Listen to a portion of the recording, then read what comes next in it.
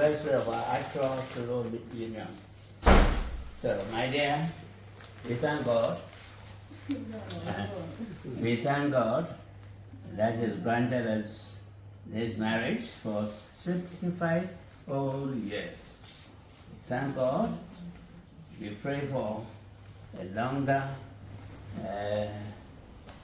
duration of this marriage, but we are grateful for what we have anyway.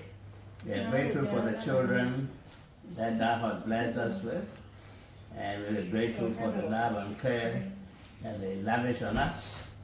We thank God. We thank God. Can't thank you enough. Amen.